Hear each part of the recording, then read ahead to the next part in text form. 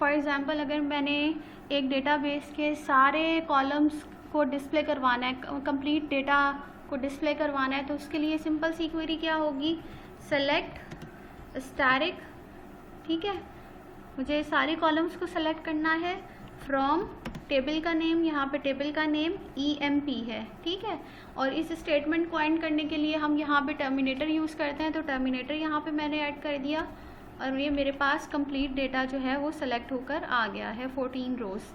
अब ये जो मेरे पास एक स्टेटमेंट मैंने लिखी है सेलेक्ट स्टैटिक फ्रॉम एम्प्लॉय, ये एक अनकंडीशनल स्टेटमेंट है, इसमें कोई कंडीशन मैंने नहीं बताई, मैंने नहीं कहा कि मुझे वो रिकॉर्ड शो करें जिसमें जॉब वो तमाम एम्प्लॉयज़ जिनकी जॉब क्लर्क है, या वो सब एम्प्लॉई जिनकी सैलरी 800 है उनका रिकॉर्ड डिस्प्ले करवाएं। ये एक बिल्कुल अनकंडीशनल स्टेटमेंट है।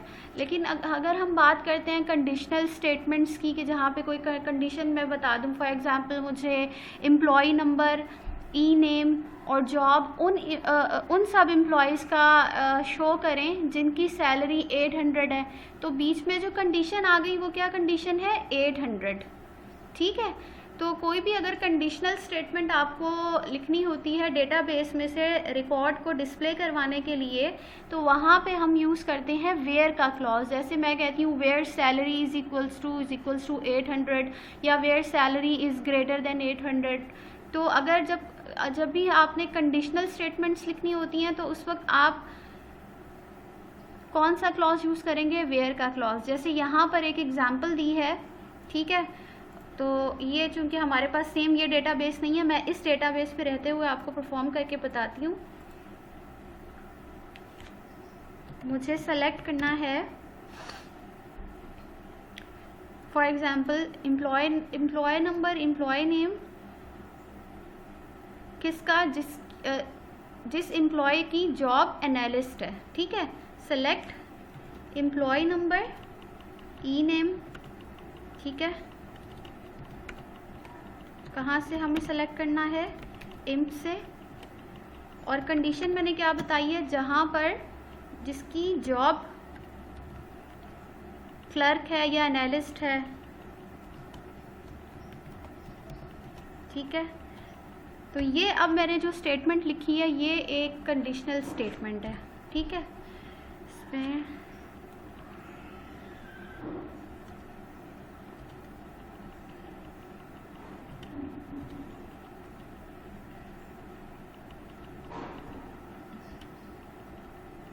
ठीक, अब ये मेरे पास इस तरह से रिकॉर्ड सेलेक्ट होकर आ गया है। इसका मतलब ये है कि इस पूरे रिकॉर्ड में, इस पूरे डेटा में, इस टेबल में जितना भी डेटा है उसमें सिर्फ़ और सिर्फ 2 एम्प्लॉय हैं जिनकी जॉब का टाइटल एनालिस्ट है। तो ये अब एक आपके पास कंडीशनल स्टेटमेंट है, ठीक है।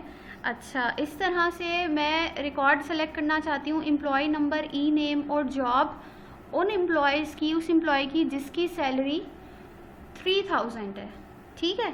तो उसके लिए हम किस तरह से लिखेंगे अपनी स्टेटमेंट को, सेलेक्ट एम्प्लॉय नंबर,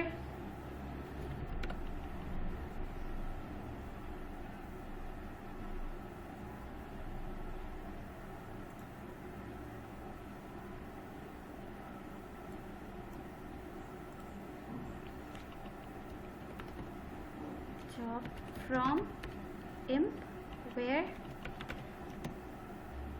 सैलरी के लिए यहाँ पे कॉलम का क्या नेम है, SAL, वेयर सैलरी। अब यहाँ पे इज इक्वल्स टू नहीं, क्योंकि हम इस तरह से यूज़ कर सकते हैं। ये हम किस लिए यूज़ करते हैं, इज इक्वल्स टू के सिंबल के लिए। हम कंपैरिजन कर रहे होते हैं, जैसे हम प्रोग्रामिंग में भी आपने देखा होगा कि अगर किसी की एज 17 है तो वो ड्राइविंग कर सकता है, तो हम एज इज इक्वल्स टू 17 लिखते हैं, तो ये डबल इज इक्वल्स टू के सिंबल के लिए हम लोग यहाँ पर ग्रेटर देन और लेस देन का सिंबल यूज़ करेंगे, जिस तरह से यहाँ पे है। ठीक है, तो आप इसी तरीके से यहाँ पे अगर आपने कंपैरिजन करवाना है किसी स्ट्रिंग से तो उसको सिंगल कोटेशन में इस तरह लिख लेंगे। तो अब इस क्वेरी के रिस्पॉन्स में जो मेरे पास रिज़ल्ट आया है उसमें आप देखें 800 इतने ये सारे रिकॉर्ड्स हैं, 13 रोज सेलेक्ट हुई हैं, 13 रिकॉर्ड हैं जिनकी सैलरी एग्जैक्टली 800 है। ठीक है, अच्छा उसके बाद सिमिलरली आपने अगर कोई डेट का कंपैरिजन करना है तो वो भी यहाँ पे हम कर सकते हैं। अब मैं कोई पर्टिकुलरली सेलेक्ट कर लेती हूँ यहाँ पे,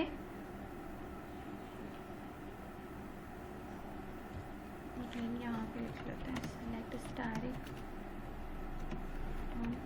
अच्छा, मैं यहाँ पर जब अपनी स्टेटमेंट्स लिख रही थी तो मैंने इंडिविजुअल लाइंस में लिखी हैं, आप चाहें तो आप इसको एक ही लाइन में भी इस तरह से लिख सकते हैं।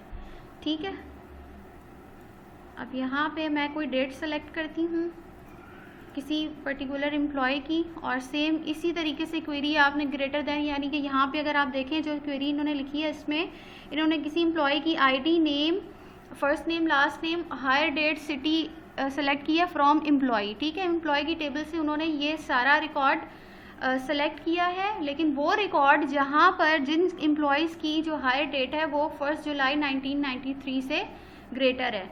ठीक है, तो हम यही काम यहाँ पे अपने डेटाबेस पे भी कर सकते हैं। मैं ज़्यादा रिकॉर्ड नहीं सेलेक्ट कर रही, मैंने सिर्फ जॉब तक सेलेक्ट किया है। सैलरी भी सेलेक्ट कर लेते हैं, फ्रॉम इम्प वेयर। अब यहाँ पे देख लें हायर डेट के लिए क्या इन्होंने यूज़ किया है, सेम हायर डेट ही है। Hire date is greater than equals to, single quotation में लिखेंगे दिसंबर 81। अच्छा,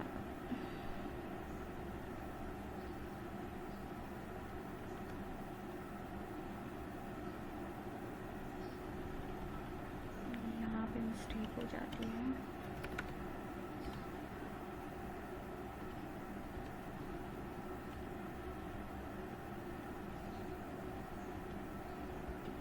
ठीक है, इस तरह से रिकॉर्ड आपके पास आप अगर चाहें तो आप जब भी कंपैरिजन करना है डेट का तो उसको भी हम सिंगल कोटेशन में इस तरह से लिखेंगे, और ग्रेटर देन लेस देन के जो भी ऑपरेटर्स हैं उनको यूज़ करते हुए आप अपनी क्वेरी लिख सकते हैं।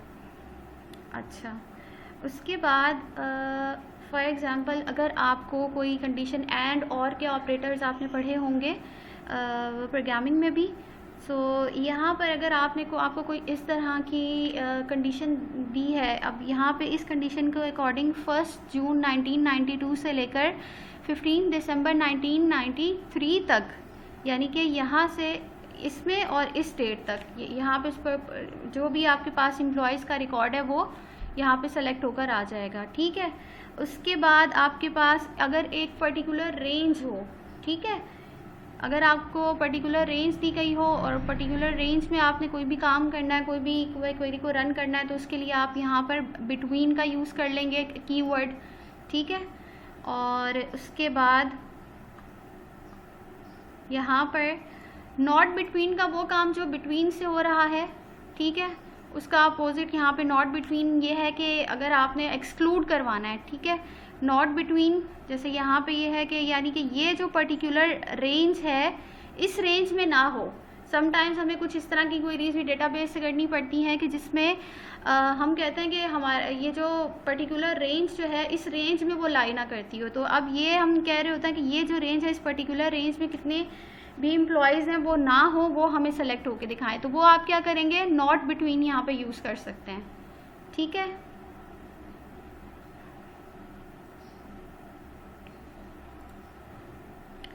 अच्छा, उसके बाद मेरे पास जो सेकंड यहाँ पर है वो है और का। ठीक है, अच्छा, अब मेरे पास वेयर की कंडीशन है। वेयर की कंडीशन में आपके पास एक से ज़्यादा वैल्यूज़ भी हो सकती हैं। ठीक है, जैसे यहाँ पर इस डेटाबेस में आपके पास एक सिटी का कॉलम भी है, तो यहाँ पे उस रिकॉर्ड को सेलेक्ट करना है, उन एम्प्लॉयज़ को सेलेक्ट करना है जिनकी सिटी या लंदन है या सीटल है, ठीक है, इधर लंदन और सीटल, या ये और का मतलब इनमें से कोई एक है, ठीक है, और का मतलब ये नहीं है एंड, यहाँ पे ये जो एंड यूज़ किया है सबको पता है एंड और का डिफरेंस। एंड का मतलब ये होता है कि दोनों कंडीशंस का सेटिस्फाई होना मस्ट है, ठीक है, और का मतलब ये होगा कि कोई भी एक कंडीशन जो है वो मीट हो जाए, कोई भी एक कंडीशन मीट होगी तो आपके पास जो है वो रिज़ल्ट पॉजिटिव होगा और आपके पास रिज़ल्ट डिस्प्ले हो जाएगा, ठीक है, या तो लंदन होगा या सीटल होगा। जैसे यहाँ पे अगर मैं कुछ रिकॉर्ड सेलेक्ट करती हूँ, select emp number, e name, salary, job from emp where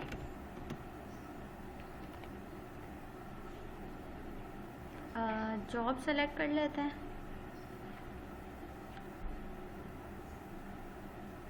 clerk,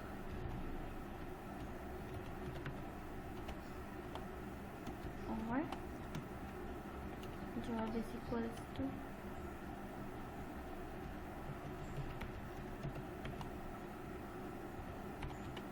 ठीक है।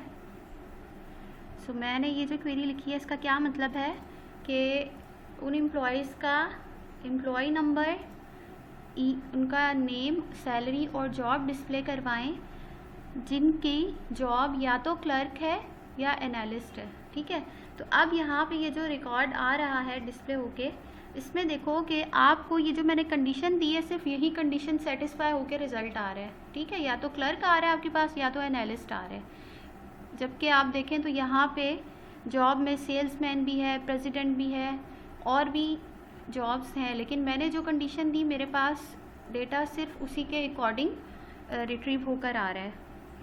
अच्छा, अब ऐसा है कि एक से ज़्यादा कंडीशंस होंगी तो आपने क्या करना है, सिंपल आप और का कीवर्ड यूज़ कर सकते हैं, लेकिन अगर आपके पास 2 से ज़्यादा कंडीशंस हैं तो आप ऐसा नहीं करेंगे कि city is equals to London और city is equals to Seattle, या यहाँ की अगर इस डेटाबेस की अगर बात की जाए तो मैं ये कहूँ कि job is equals to clerk और job is equals to analyst और job is equals to salesman. आप यहाँ पे सीरीज़ में और का कीवर्ड यूज़ करके नहीं लिखेंगे। अगर आपके पास सिर्फ 2 कंडीशंस हैं तो आप यहाँ पे और का ऑपरेटर यूज़ करके आराम से लिख सकते हैं, लेकिन एक से ज़्यादा अगर आपके पास कंडीशंस हैं तो आपने क्या करना है, आपने सिटी इन का यहाँ पे आपने कीवर्ड यूज़ करना है और जितनी भी उसकी पॉसिबिलिटीज़ हैं वो इस तरह से ब्रैकेट में आपने सेपरेटेड बाय कॉमा लिख सकते हैं। इसी तरह से ये तो वैल्यूज़ बेसिकली स्ट्रिंग की हैं, सिटी नेम है, अगर आपके पास कोई इंटीजर की वैल्यूज़ हो सकती हैं, फॉर एग्ज़ाम्पल अगर आप किसी 4 या 5 एज ग्रुप की बात करते हैं तो वेयर एज इन, और यहाँ पे आप सेपरेटेड बाय कॉमा एज लिख सकते हैं, ठीक है। 2 कंडीशंस है तो और का ऑपरेटर लगा के ये हो जाएगा, और अगर आपके पास 2 से ज़्यादा कंडीशंस है तो आपने इन का कीवर्ड यूज़ करना है और ब्रैकेट में सेपरेटेड बाय कॉमा जो भी आपके ऑप्शंस हैं आपने वो यहाँ पे लिख लेने हैं।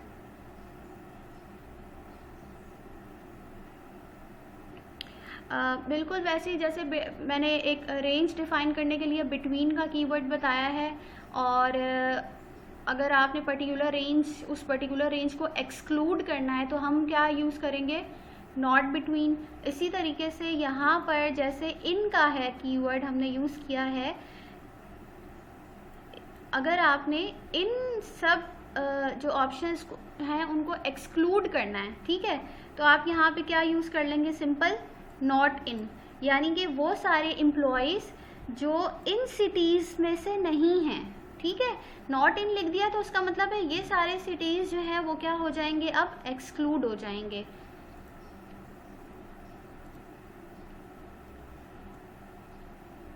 यहाँ तक किसी का कोई क्वेश्चन है? ये बहुत सिंपल सी क्वेरीज हैं, किसी का कोई क्वेश्चन है? Please raise your hand if you have any question. अच्छा,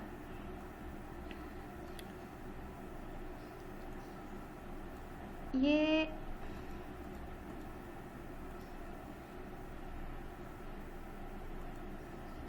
अच्छा, ये नेक्स्ट मेरे पास जो यहाँ पर टॉपिक है आज की लैब का, जो बहुत इम्पॉर्टेंट है समझना, दैट इज़ लाइक ऑपरेटर। ठीक है, बहुत दफ़ा आपने देखा होगा कि आप जब किसी वेबसाइट पे जाके साइन अप करते हैं, वहाँ पर जो समटाइम्स ईमेल पर और समटाइम्स पासवर्ड को लिखने के लिए एक पर्टिकुलर पैटर्न आपको दिया जाता है।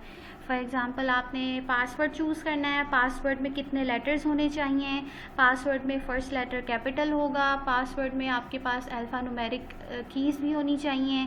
ठीक है, तो एक पर्टिकुलर पैटर्न होता है, जब तक आप उस पैटर्न को फॉलो नहीं करते वो पासवर्ड एक्सेप्ट नहीं होता। सिमिलरली ईमेल के लिए आप देखें तो हम @ लगाना मस्ट है, .com मस्ट है। ठीक है, तो ये बेसिकली जो पैटर्न है, ये काम हम लोग, या पैटर्न मैचिंग वाला सारा काम हम यहाँ पे डेटाबेस में लाइक के ऑपरेटर से करवा रहे होते हैं। ठीक है, वो काम जो वेब बेस्ड पे होता है वो हम अलग तरीके से कर रहे होते हैं, जावास्क्रिप्ट वगैरह को यूज़ करते हुए, रेगुलर एक्सप्रेशंस को यूज़ करते हुए। लेकिन यहाँ पर जब हम डेटाबेस में पैटर्न मैच करवाएंगे तो उस वक्त हम यहाँ पर लाइक का ऑपरेटर यूज़ करते हैं। ठीक है, सो लाइक के ऑपरेटर में अब यहाँ पे ये जो पैटर्न मैचिंग है, हमारे पास यहाँ पे पैटर्न मैचिंग 3 तरह से हो सकती है। अगर आपने सिंगल कैरेक्टर मैच करवाना है, फॉर एग्ज़ाम्पल मैं ये कहती हूँ कि मुझे वो सब एम्प्लॉय का रिकॉर्ड डिस्प्ले करवाया जाए जिनका नेम ए से स्टार्ट होता है। ठीक है, ए से स्टार्ट होता है और उसके बाद कुछ भी हो, अली हो, अहमद हो, बस स्टार्ट कहाँ से होना चाहिए, ए से स्टार्ट होना चाहिए। मैं ये भी कह सकती हूँ कि वो सारे एम्प्लॉयज़ का रिकॉर्ड मुझे दिखाएं जिनके नेम का एंड या लास्ट लेटर ए हो या कोई और हो जाए। यानी कि सिंगल लेटर मैचिंग की अगर बात की जाए तो हम वहाँ पे मोस्टली अंडरस्कोर यूज़ करते हैं। ठीक है, अब इसका आगे हम यूज़ देखेंगे तो और ज़्यादा क्लियर होगा। फिर हमारे पास परसेंटेज का सिंबल हम यूज़ करते हैं, matches a string of zeros and more characters. ठीक है, ये भी हम स्ट्रिंग मैचिंग के लिए यूज़ कर रहे होते हैं। ये हम यूज़ करते हैं किसके लिए, सिंगल कैरेक्टर के लिए, और एक से ज़्यादा, 0 या 1 से ज़्यादा हमारे पास जो भी कैरेक्टर्स हैं उसकी मैचिंग के लिए हम परसेंटेज का सिंबल यूज़ करते हैं। देन हमारे पास ये स्क्वायर ब्रैकेट्स हैं, matches any single character with the specified range. ठीक है, जैसे अगर मैं ये कहूँ कि अगर किसी की ए से लेकर एफ तक इसमें से कोई भी लेटर एग्जिस्ट करता है। ठीक है, ए से लेकर एफ तक, यानी कि ए से लेकर एफ तक जितने भी लेटर्स हैं, इसमें से अगर कोई स्ट्रिंग मैच करती है, कहीं पे लिखा है, किसी पैराग्राफ में है या कहीं किसी डेटाबेस में कहीं स्टोर हुआ है, तो आपने जब भी स्ट्रिंग डिफ़ाइन करनी है, इसकी जो रेंज डिफ़ाइन करनी है वो आपने स्क्वायर ब्रैकेट्स में करनी है।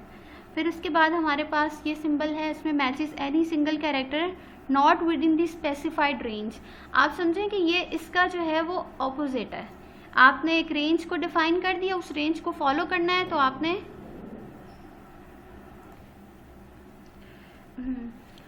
तो मैं ये एक्चुअली वो मीटिंग का टाइम एंड हो गया था तो मैंने रीस्टार्ट किया मीटिंग। सो वो काम जो इससे हो रहा था वो काम यहाँ पर अपोजिट होगा। ठीक है, सो अगर हम कहते हैं कि इस पर्टिकुलर रेंज में ये काम ना हो, ये पर्टिकुलर जो मैं एक रेंज बता रही हूँ स्ट्रिंग की, वो एक्सक्लूड हो जाए। ठीक है, आप ये भी कह सकते हैं। अच्छा, इसकी थोड़ी सी एग्जांपल देख लेते हैं और क्लियर हो जाएगा। ये _IM लिखा है। ठीक है, _IM का मतलब ये होगा कि अगर मैं अपना कोई पैटर्न सर्च कर रही हूँ तो उसमें बेसिकली अंडरस्कोर और उसके बाद आपने कुछ लिखा है, इसका मतलब ये है कि find all 3 letter of first name. यहाँ पे लिखा है वेयर फर्स्ट नेम लाइक। मैंने ये बताया था कि ये जो लाइक आप यूज़ करते हैं बेसिकली वो किस लिए होता है, पैटर्न मैचिंग के लिए। तो लाइक का ऑपरेटर तो आपने हमेशा यूज़ करना है। फॉर एग्जांपल ये कंडीशन आपने लिखी है वेयर फर्स्ट नेम लाइक और सिंगल कोटेशन में आपने _IM लिखा है, तो इसका मतलब ये होगा कि it will find all 3 letter of first name, क्योंकि हमने यहाँ पे फर्स्ट नेम की बात की है, दैट एंड्स विद IM। ठीक है, अब यहाँ पे अंडरस्कोर का मतलब ये होगा कि स्टार्ट में कुछ भी हो लेकिन एंड में क्या होना चाहिए, IM। इसी तरह से अगर मैं IM के बाद अंडरस्कोर लिख देती तो उससे क्या होता कि स्टार्टिंग में IM है होना मस्ट है और बाद में कुछ भी हो। ठीक है, इमेज हो या कुछ भी हो, तो इट डिपेंड्स कि ये अंडरस्कोर आपने कहाँ लगाया है। तो इसका मतलब ये है कि यहाँ पे स्टार्टिंग में कुछ भी होगा स्ट्रिंग के, लेकिन एंड में IM पे इसको एंड होना चाहिए। अच्छा, इसी तरह से यहाँ पे कुछ इस टाइप की क्वेरी लिखी है जिसमें where last name like percentage Stein, ठीक है। इसका मतलब ये होगा कि अगर ये क्वेरी हम रन करें, it will find all employees whose last name, क्योंकि यहाँ पे मैंने लास्ट नेम लिखा है, ठीक है, whose last name ends with Stein, ठीक है। ये है परसेंटेज का सिंबल, यानी कि शुरू में कुछ भी हो लेकिन जो नेम है उसके लास्ट में क्या आना चाहिए, स्टेन आना चाहिए, ठीक है। इसी तरह से वेयर लास्ट नेम लाइक, अब ये मैंने जो परसेंटेज का सिंबल यूज़ किया है और इसके बीच में ये चीज़ लिखी है, तो इसका मतलब ये है कि ये जो पर्टिकुलर स्ट्रिंग मैं सर्च कर रही हूँ, पर्टिकुलर स्ट्रिंग कौन सी है, वो स्टेन है, ठीक है। ये पर्टिकुलर स्ट्रिंग कहीं पे भी आ सकती है, ठीक है, एनीवेयर इन द नेम, ये नेम के शुरू में आ जाए, ये नेम के बीच में आ जाए, ये नेम के एंड में आ जाए। ये आपने कभी देखा होगा कि अपने सेल फोन में समटाइम्स जब हम किसी का कॉन्टैक्ट नंबर सर्च कर रहे होते हैं और हमें एग्जैक्टली याद नहीं होता कि उसका contact number contact name sorry, जब हम सर्च कर रहे होते हैं तो हमें एग्जैक्टली समटाइम्स जब याद नहीं होता या स्पेलिंग्स याद नहीं होते, तो हम जब सर्च करते हैं तो उससे रिलेटेड हमारे पास सारे रिकॉर्ड्स आ जाते हैं, और वो पर्टिकुलर छोटी सी स्ट्रिंग जो हम सर्च कर रहे होते हैं, वो चाहे नेम स्टार्टिंग में हो या एंड में हो या इन बिटवीन हो, एनीवेयर वो सर्च होके हमारे पास आ जाता है। तो ऐसी सिचुएशन में या इस तरह से अगर आपको रिकॉर्ड सर्च करना हो दैट इट में exist anywhere in the string, तो उस वक्त हम क्या यूज़ करेंगे, हम डबल यहाँ पर हम यूज़ करेंगे परसेंटेज का सिंबल स्टार्टिंग में भी, कि स्टार्टिंग में भी कुछ भी हो, एंडिंग पे कुछ भी हो, लेकिन कहीं ना कहीं स्ट्रिंग में इट मस्ट एग्जिस्ट, ठीक। अच्छा, अब ये थोड़ी सी कॉम्प्लिकेटेड सी स्ट्रिंग है जिसमें हमने फर्स्ट नेम को सर्च किया है और उसमें हमने जो पैटर्न दिया है वो कुछ इस टाइप का है, ठीक है। अब यहाँ पर मैंने आपको बताया था कि ये जो स्क्वायर ब्रैकेट्स होती हैं, स्क्वायर ब्रैकेट्स हम यूज़ करते हैं रेंज के लिए, ठीक है। अब यहाँ पर रेंज नहीं दी हुई, आप कुछ पर्टिकुलर, अब यहाँ पे मुझे J एंड T का बताना है तो J डैश T लिख सकते हैं आप और JT भी लिख सकते हैं। अच्छा, इसका मतलब ये है कि ये IM बाद में लिखा है, ठीक है। इसका मतलब ये है कि आखिर में ये जो फर्स्ट नेम है उसके आखिर में IM आना मस्ट है, और ये जो नेम है फर्स्ट नेम वो J से भी स्टार्ट हो सकता है और T से भी स्टार्ट हो सकता है, ठीक है। First name that ends with IM, ठीक है। अगर मैं इसको यहाँ पे फर्स्ट IM यहाँ स्टार्टिंग में लिख लेती, ठीक है, तो उस वक्त क्या होता,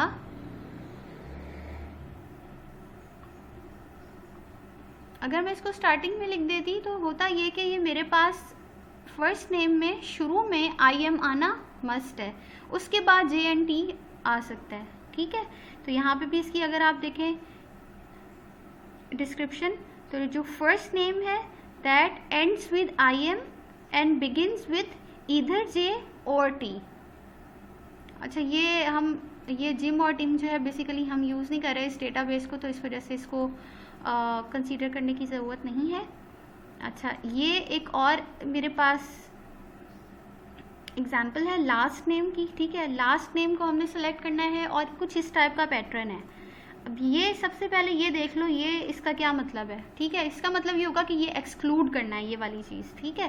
तो इसका मतलब ये है कि finds all the last name जो कहाँ से स्टार्ट होंगे, M से, where the following second letter is not C, ठीक है।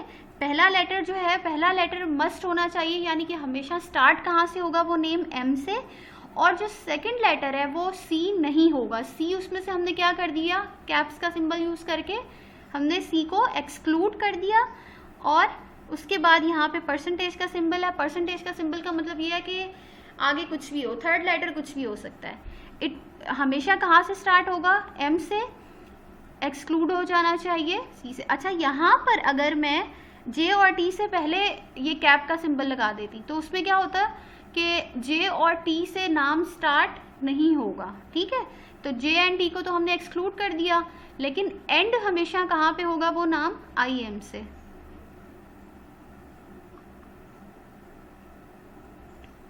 अब इसको देखो, ये जो इन्होंने एग्जाम्पल दी है, ठीक है, इसमें इन्होंने अपने डेटाबेस में से employ ID, first name, last name select किया है और बाकी ये सब डिटेल्स एम्प्लॉय की टेबल से, ठीक है। Where first name not like है, ठीक है। नॉट लाइक का मतलब ये होगा कि ये नहीं होना चाहिए, नॉट लाइक M परसेंटेज का मतलब क्या होगा कि एक ऐसा नाम जो कहाँ से स्टार्ट हो रहा है, M से, और M के बाद कुछ भी है उसको इन्होंने क्या कर दिया है, नॉट। इसका मतलब है कि फर्स्ट नेम M से स्टार्ट नहीं होना चाहिए। अगर मैं यहाँ से नॉट को हटा दूँ और यहाँ लिख दूँ first name like M percentage, ठीक है, तो इसका मतलब ये है कि वो सारे फर्स्ट नेम, वो सारे एम्प्लॉयज़ जिनका फर्स्ट नेम M से स्टार्ट हो रहा है और नेम में M के बाद कुछ भी है, ठीक है, मोहम्मद है, मुनीब है, कुछ भी हो सकता है, ठीक है, और first name not like A, ठीक है। अब ये देखो कि उन्होंने कहा है कि ये दोनों कंडीशंस सेटिस्फाई होनी चाहिए। एंड का मतलब ये है कि ये दोनों कंडीशंस जहाँ सेटिस्फाई होंगी वही रिकॉर्ड एंड सेलेक्ट होकर आएगा। तो अब इन्होंने दोनों में नॉट लाइक लिख दिया, इसका मतलब है कि ये दोनों कंडीशंस जहाँ पे नहीं होंगी वो रिकॉर्ड आएगा।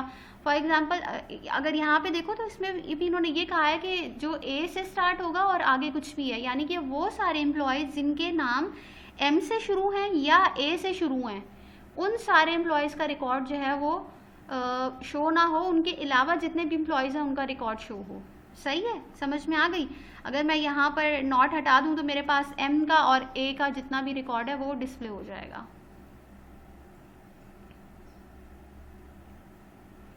अच्छा, अब ये मेरे पास एक ऑर्डर बाय का लास्ट क्लॉज है। समटाइम्स ऐसा होता है कि हमें अपने रिकॉर्ड को सॉर्ट करना होता है, असेंडिंग ऑर्डर में या डिसेंडिंग ऑर्डर में या किसी पर्टिकुलर ऑर्डर में हमें सॉर्ट करना होता है, ठीक है। सो सॉर्टिंग के लिए हम यूज़ करते हैं ऑर्डर बाय का क्लॉज, ठीक है। ऑर्डर बाय आप लिखते हैं और ऑर्डर बाय के बाद आप यहाँ पे अपना कॉलम लिख देते हैं, जो भी जिस भी कॉलम को आपने यहाँ से, फॉर एग्जांपल मेरे पास सैलरी का है, मैं ऑर्डर बाय सैलरी लिख दूँ, ठीक है, या ऑर्डर बाय जॉब लिख दूँ। तो आपने जिस भी पर्टिकुलर ऑर्डर में आपने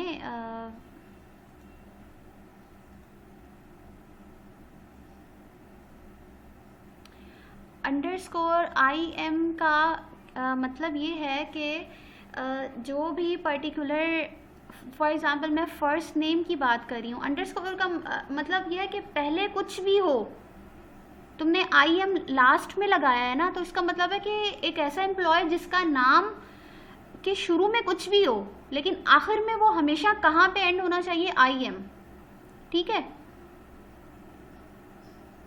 समझ में आ गई।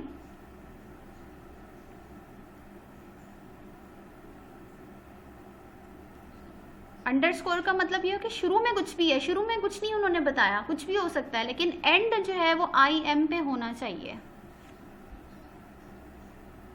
जैसे यहाँ पे देखो,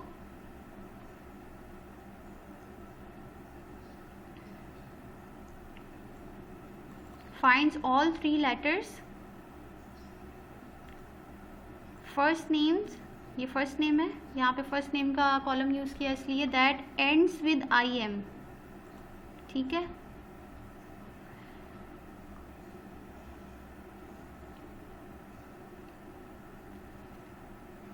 अच्छा, अब यहाँ पे एक और बात ये याद रखनी है कि ये जो ऑर्डर बाय का क्लॉज है वो बाय डिफ़ॉल्ट असेंडिंग ऑर्डर में सॉर्ट करता है, ठीक है। अगर आप ऑर्डर बाय सैलरी यहाँ पे लिख दें या ऑर्डर बाय कंट्री लिख दें, जैसे यहाँ पे इन्होंने लिखा है, इन्होंने कोई भी यहाँ पर किसी पर्टिकुलर ऑर्डर में बताया नहीं है कि किस ऑर्डर में आप इसे सॉर्ट करें, लेकिन बाय डिफ़ॉल्ट जो ऑर्डर बाय का क्लॉज है वो असेंडिंग ऑर्डर में सॉर्टिंग करता है, ठीक है। और अगर आपने असेंडिंग के अलावा किसी और उसमें ऑर्डर में करवाना है तो उसके लिए सॉर्ट करने के लिए हम असेंडिंग के लिए ASC यूज़ करते हैं और डिसेंडिंग के लिए DESC के कीवर्ड्स यूज़ करते हैं। For example order by country ascending, अगर मैं ये ना लिखूं तो भी बाय डिफ़ॉल्ट यहाँ पे इस क्वेरी का जो रिज़ल्ट आएगा वो क्या होगा, असेंडिंग ऑर्डर ही होगा। ठीक है, अगर आप लिख भी दें और ना लिखें तो उससे कोई फ़र्क नहीं पड़ता। ठीक है, और सिटी को डिसेंडिंग ऑर्डर में करवाना है तो आपने सेपरेटेड ऑर्डर बाय इस तरीके से लिखा।